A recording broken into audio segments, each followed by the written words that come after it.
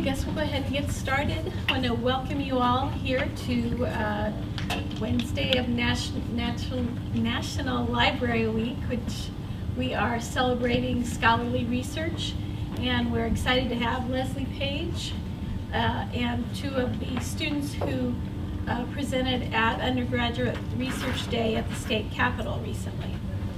So I will turn it over to Leslie Page. Thank you. And in addition to it being National Library Week, it's also National Undergraduate Research Week. So this is a wonderful confluence of events. Here we go.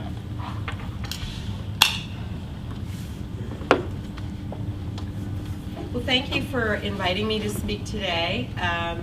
I always love talking about the things that our undergraduate students are doing, our undergraduate researchers, and they're doing wonderful things here at Fort Hays State University. My office, which is located in the graduate school, is responsible for coordinating the Undergraduate Research Experience Initiative here at Fort Hays State University. And we've got a lot of really wonderful things going on with undergraduate research here at Fort Hays State University. So I'm going to talk very, very briefly about some of the things that you may or may not be aware of that are going on here at Fort Hays with undergraduate research. And it's in all disciplines. It's in the humanities, it's in the sciences, and it's in the arts. And scholarship, research, and creativity, of course, takes different forms and formats depending on what the discipline is. The thing that is common, however, is that for these activities, there's a faculty person who is a mentor of the student. Sometimes mentors are overseeing and working with groups of students, research teams, or sometimes it's more of a one-on-one opportunity. And our mentors benefit from working with undergraduate students in many ways, but definitely the students benefit from working with an experienced researcher or scholar in their field of study. And our undergraduate research experience has grown significantly here at Fort Hays State University. When we first started collecting data in 2011, we were able to document 171 completed undergraduate research projects in that year. Last year, in fiscal year 2014, we had 967 completed undergraduate research projects. And that of course doesn't take into account the ones that were still in progress. We don't know what it'll be yet for 2015, but I'm hoping that the number will be over 1,000. So it has definitely grown here at Fort Hays State University, and we're pretty excited about that. Some of the activities that we've had so far this year, Undergraduate Research Day at the Capitol, which I'll talk about a little bit more here in a moment, and that was here in February. This week is National Undergraduate Research Week, so there are a lot of activities going on, not just here at Fort Hays State University, but at many other universities that have undergraduate research programs. And coming up in a couple of weeks is Scholarly and Creative Activities Day, which my office also helps to sponsor. We have grants, undergraduate research experience or URE grants that are available for faculty. The 2016 applications will be coming out soon in a couple weeks, so faculty and staff members, keep an eye on your email. This provides funding of up to $5,000 for faculty members who are wanting to work on projects with undergraduate researchers. It's a fairly simple application process. The deadline for applications will be in the fall, so you have all summer to work on it. And we award usually about $40,000 a year for projects. So this is a really wonderful program that helps to support undergraduate research and creative activities here at Fort Hays State. We also have the John Heinrichs Outstanding Undergraduate Research Mentor Award. Right now at this point in time, we are looking at the nominations that are under review, and they will be, or the winner will be announced in August at the University Convocation. Last year's mentor awardee was Dr. Brian Miracle from Biological Sciences. We also sponsor a night at the Sternberg. Do students nominate professors for those awards? Students and faculty, staff can nominate. Nominations are closed right now. Right now we're in the process of putting together nomination packets, but that will be open again next year. We also sponsor a night at the Sternberg, which is a fun event for new faculty, new administrators, as well as current administrators to help orientate new employees to the undergraduate research experience. The committee, the Undergraduate Research Experience Initiative Committee, we bring food, we feed everybody, and then people get a behind the scenes tour of the museum, which is really cool. And then we also have a spring recognition reception. So we do a lot of fun things. This is a faculty-driven committee, and a lot of these events are actually, all of these events are pretty much dreamed up by our committee, and it's just really fun. But for those of you who are students, what are some of the benefits of undergraduate research? Well, number one, it builds your resume. For a lot of programs and professional degree areas for applications, if you haven't done undergraduate research, you may not have much of a chance of getting into a graduate or a professional program. Okay, that's what that was. And it also, and most particularly, enhances and extends your learning. I know that when I was an undergraduate, and I know it was a million years ago, but when I was an undergraduate, I was in a research track, and it was all through my psychology program, all through the 4 years. Definitely learned much more from being engaged in research activities than I did from lectures or from reading in books. So I can definitely attest to the importance of how it enhances and really extends your learning beyond what you learn in the classroom or in the book.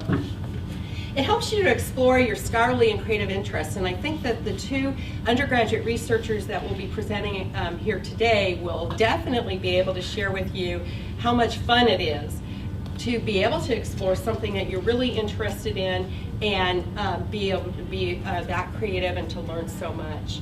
It's good preparation for graduate education, and it helps you with critical thinking and problem solving.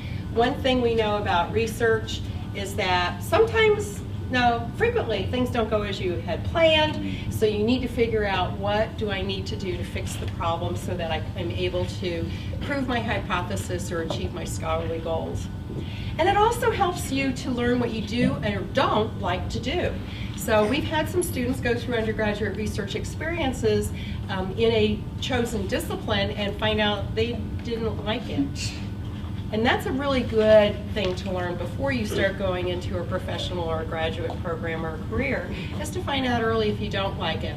Or a lot of our undecided majors will find out something about that research project that really gets them turned on to a discipline. So it's a great way to figure out what you may want to do for a career.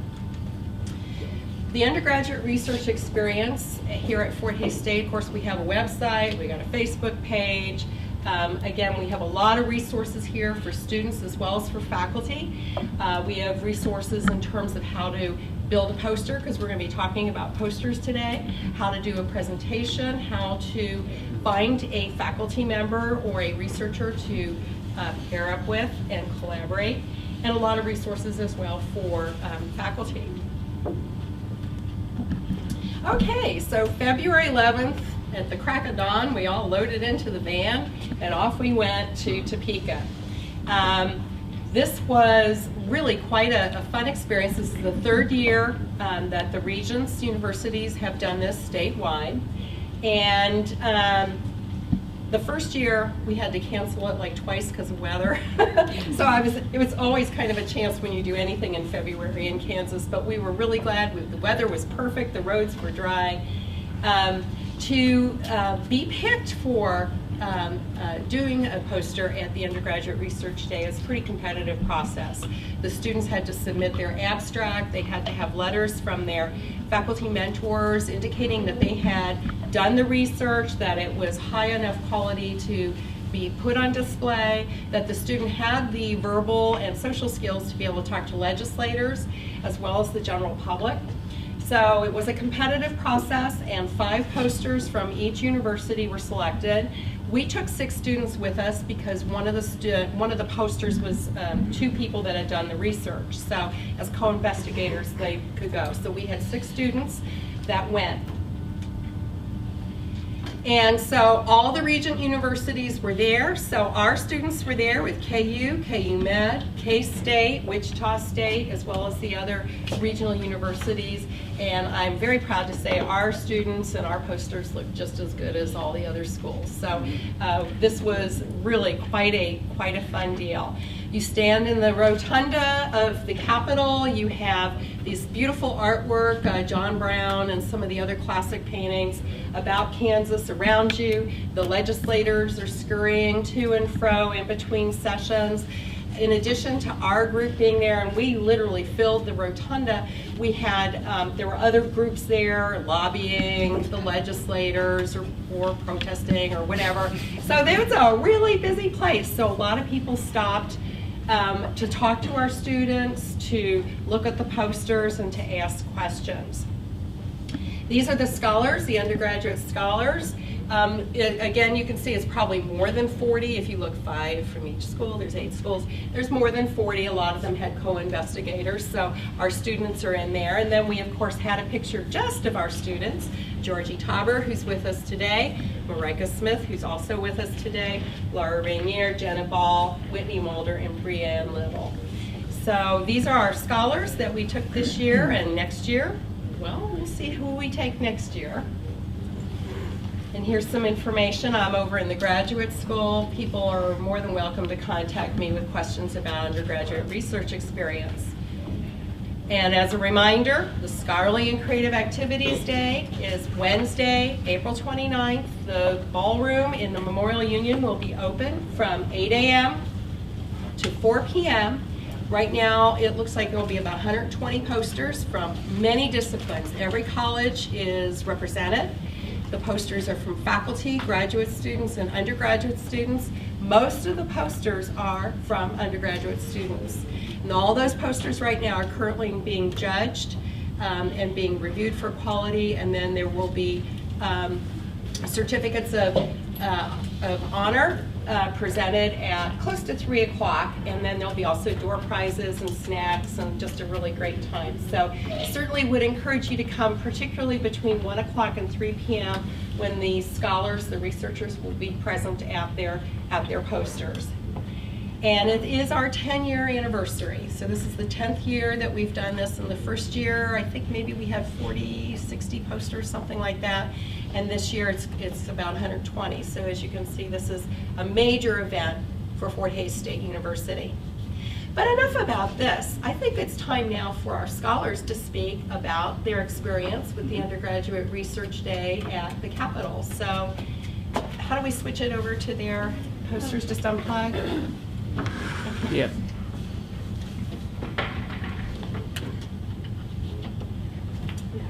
So I'll let you do that, Mary Alice Wade. If you don't already have one already, we have these booklets that are available that explain the undergraduate research experience here at Fort Hays State.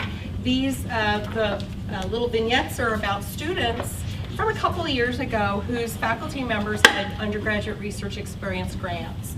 So it tells you a little bit about their research and what they were doing. And again, if you have any questions, feel free to contact me at any time. Thank you. Marika, would you like to start? Sure. Okay. This is Marika Smith, and she will be explaining her poster. I brought my research notebook and pen and paper if you guys want to pass that around, flip through it or not. Okay. It's different colors, okay.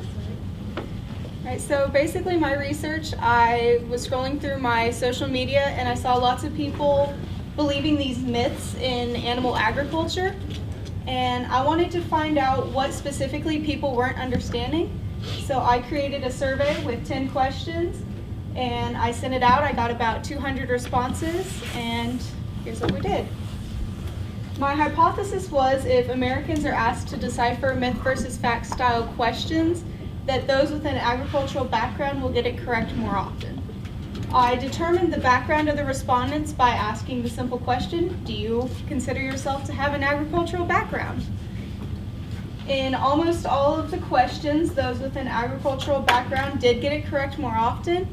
And in the back of the research paper, it shows which ones were statistically different. I don't have them all memorized. There was only one question where the non-agricultural group got it correct more often, and it was statistically different.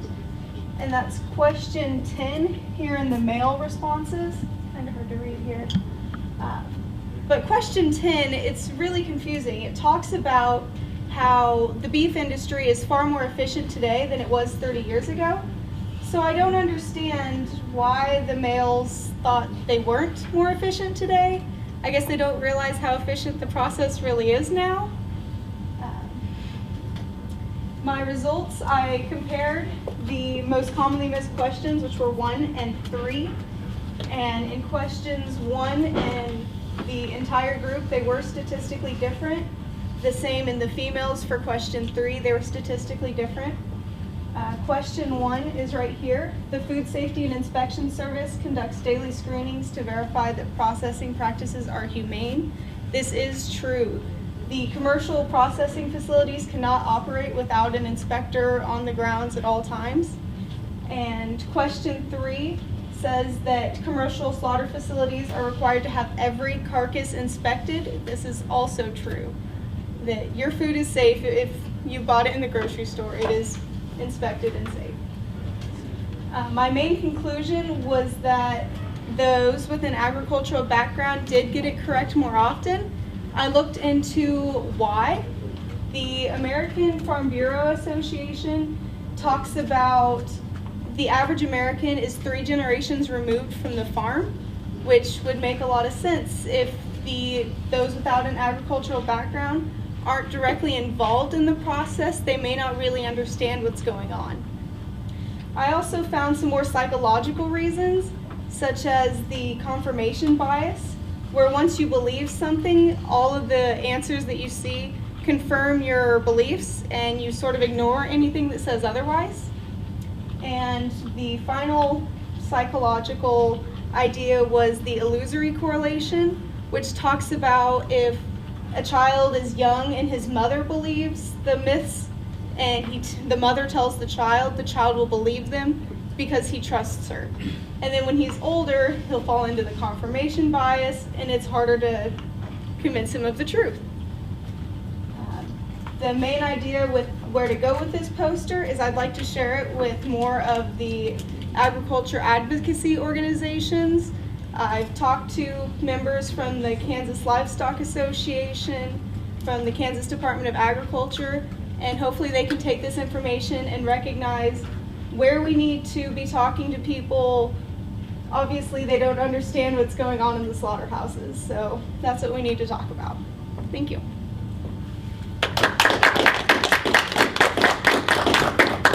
Can you talk a little bit about the types of questions you had when we were in Topeka and the people that stopped by to talk to you about your poster? Okay.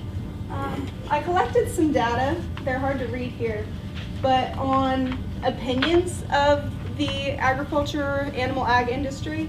And the first one, current animal welfare legislation adequately represents the best interests of animals and their caretakers. And I thought this was really interesting to talk to the legislators about, because only about half of the people involved in the production agreed that they're adequately represented. And I got the response, well, you can't make everyone happy. But I think more than half the people should be happy with the legislation that directly affects them. I got a lot of questions about where are the people from, which is kind of difficult because of the human research nature of my project. I wasn't able to collect identifiers, so I have a fairly vague population of respondents, and in future research I'd like to jump through a couple of more hoops in the human research and be able to collect maybe a geographic location of where my respondents are from. Does anybody have any questions for Marika? Are you going to continue down this path for your research, or do you have new topics in mind? I don't know. I did this because I like to advocate, and that's a lot of what I wanted to do with this project, was learn where people aren't understanding and then show them the correct answers. After the respondents completed the survey, I redirected them to a online, like a Google slideshow that had the correct answers. So hopefully I educated some people with this. That was kind of the underlying goal, was to show people the right way. Any other questions? Can you tell a little bit more about how you sampled and selected your subjects? It looks like you used 3 different sources: classroom, social media, and email. Mm-hmm. I had Dr. Keener send it out to all of his animal science students. I got all of the emails from the old CAM students and their parents. So that was the email campaign. My mother forwarded to everyone in her email list, and I posted it on my social media, and several of my friends shared it from there. So just kind of sent it out and hoped for the best. Mm-hmm. Very good. Any other questions for Marika? Thank you, Marika. Our next scholar is Georgie Tauber, and she'll be talking about hers. Let's see, so do we just click? Okay, I'm obviously not clicking the right thing.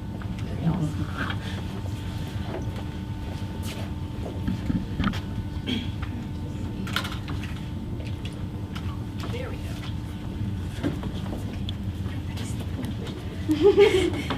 Okay, my project was over hydraulic fracturing wells and earthquakes in Harper County, Kansas. I heard about it from my mom.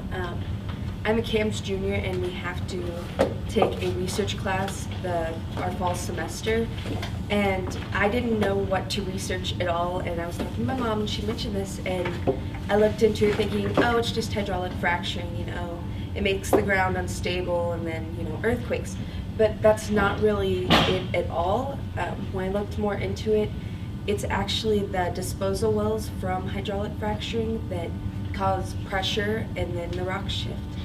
So I conducted my research over the number of wells versus the number of earthquakes in Harper County from 1867 to October 31st of 2014.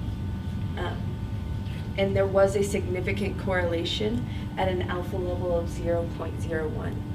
So that's a 1 in 100% chance that it happened just because.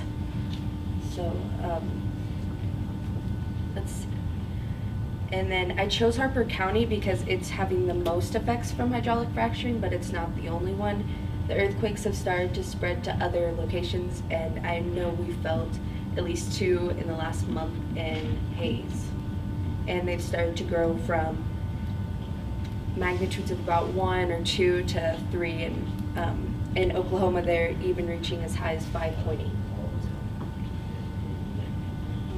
And then my conclusion is that we need to look into more efficient ways of disposing of wastewaters, because if we could dispose of these wastewaters in a more efficient way, we wouldn't have to stop fracking. We could continue the economic benefits from it, and we wouldn't have to worry about the earthquakes destroying land or homes.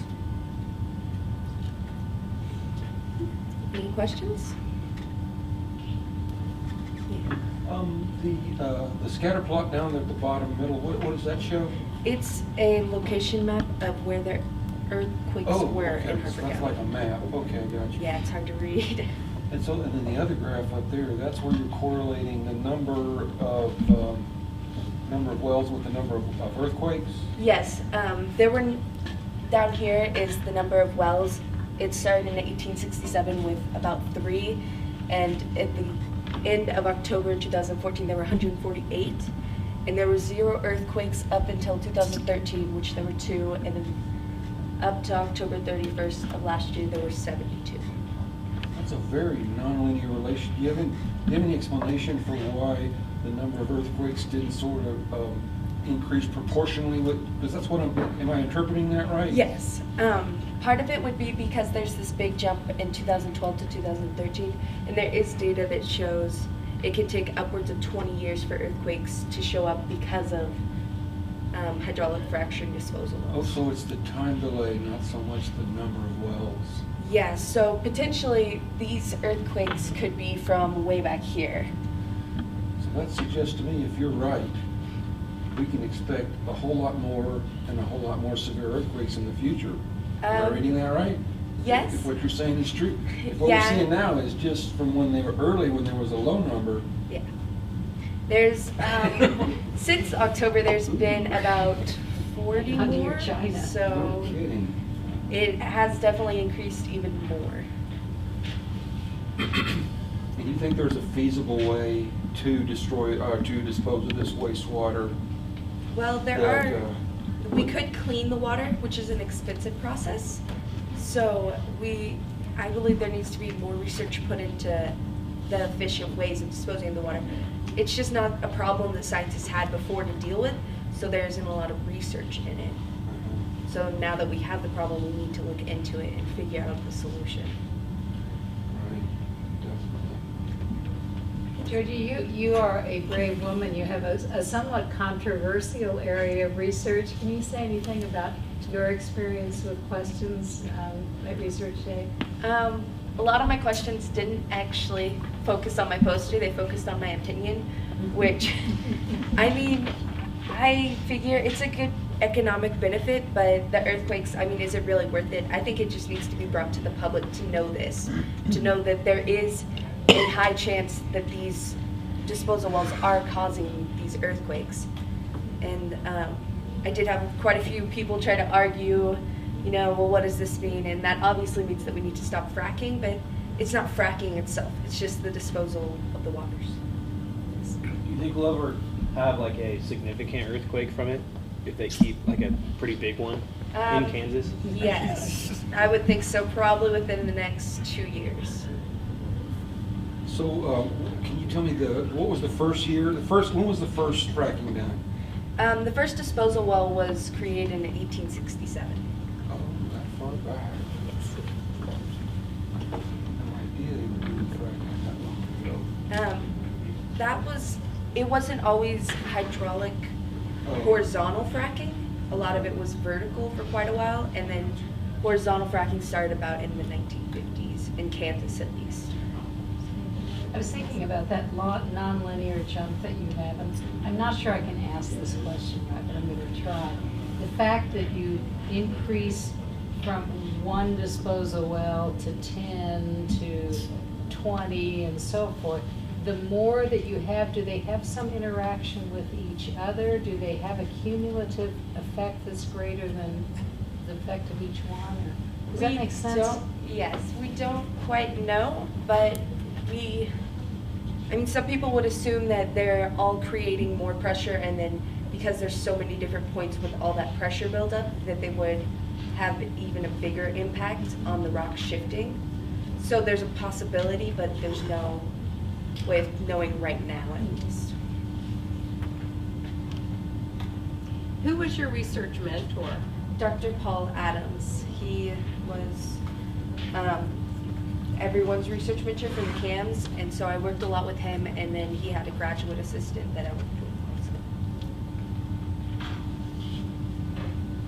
This is kind of off track of your research, but do you believe that the frackers should be legally and financially responsible for the damage of these earthquakes? I mean, is the evidence, do you think that's strong enough that we can definitely say the earthquakes are caused by this? Because that does suggest that they should be liable for the damage if they cause it. I think there should be better regulations, but until we can, you know, like say like 1 in a million chance that this is happening by accident, I don't think there's good enough data right now for us to really say this is your fault. No, I wouldn't say so. 1 in a million? Yeah, I would say that we need more proof, and I know this year they're planning to put in better earthquake detection equipment. And then this was only an analysis of the number of wells and the number of earthquakes.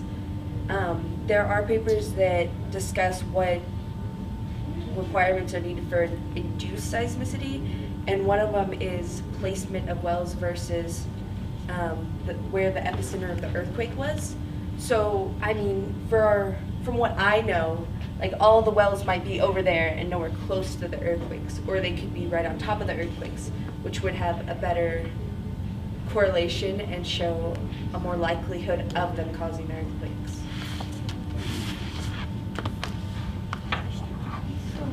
So what alternative explanations did you come across? I mean, if people disagree with your conclusion, what do they speculate might be causing this huge increase? Some think it's just the fracking itself, and then others believe that a fault line is open because of the pattern.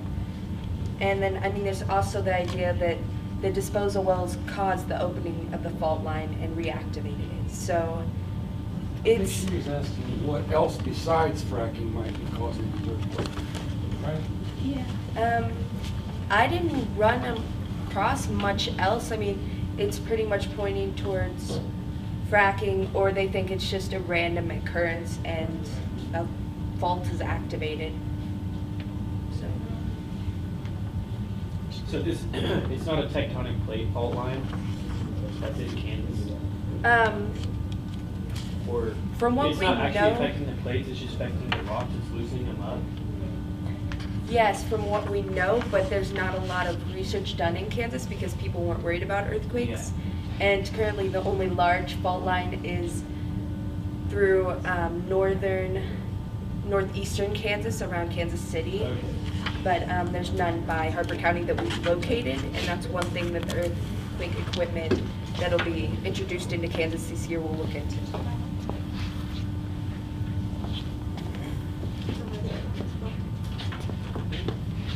So Georgia, are you going to continue in this research, or are you thinking of new topics? Well, currently I'm working on 2 other research projects. So this one, while it is interesting, I think it'll be a few years before we have a good enough equipment to reevaluate and see how good of a correlation there actually is between them. So, What are your future research plans? one of them is studying biochemical warfare using grasses, which is how invasive grass species take over native grasslands. And then the other one would be over fucosyltransferase, which is, it's like glucose, but glucose is like right-handed and fucose is left-handed. So that's how it's described at least, and it's just, it rotates differently, so, and no one's really looked into it. They are enantiomers. Is that the right term? Any other questions for Georgie? Or for Marika?